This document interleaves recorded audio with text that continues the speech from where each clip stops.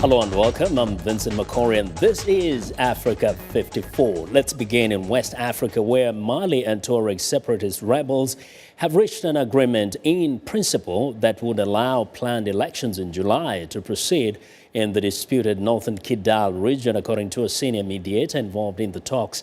Negotiations in Burkina Faso started after Mali's army last week began advancing toward Kidal, the MNLA's rebels' last stronghold in the remote northeast and the first direct fighting in months.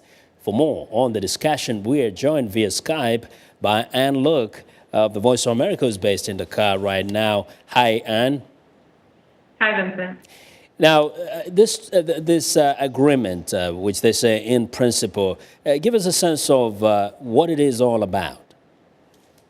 I mean, the agreement essentially wants to establish at least a temporary ceasefire that would allow for the gradual redeployment of Malian soldiers, the Malian army, to Kidal, which, as you said, has been under MNLA control since January, since the start of the French-led intervention.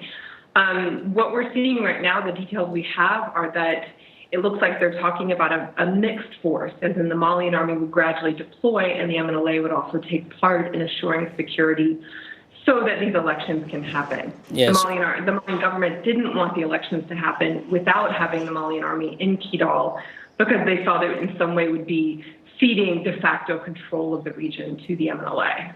Yeah, so right now, what happens is that first, Mali, as a country, doesn't have a democratically elected government. So there's all that question of this force or the MNLA agreeing to the Malian forces being there. That's the question.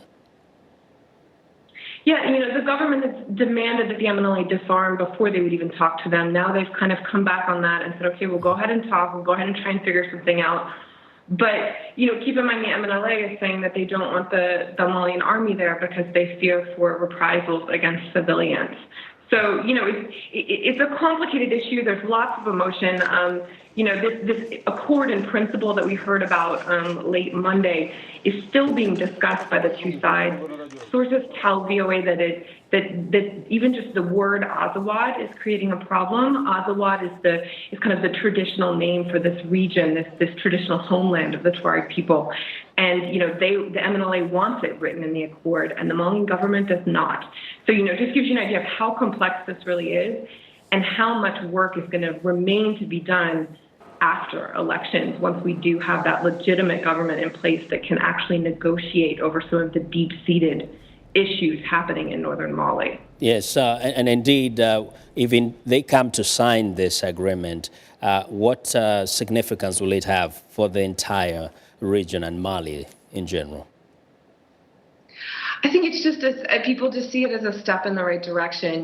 People want these elections to happen. Malians want them to happen. The French want them to happen because the French want to get out of Mali militarily. This UN mission is deploying. I think everyone wants to see this happen, this kind of benchmark of we're emerging from what has now been a year and a half of crisis. Well, thanks a lot, Anne.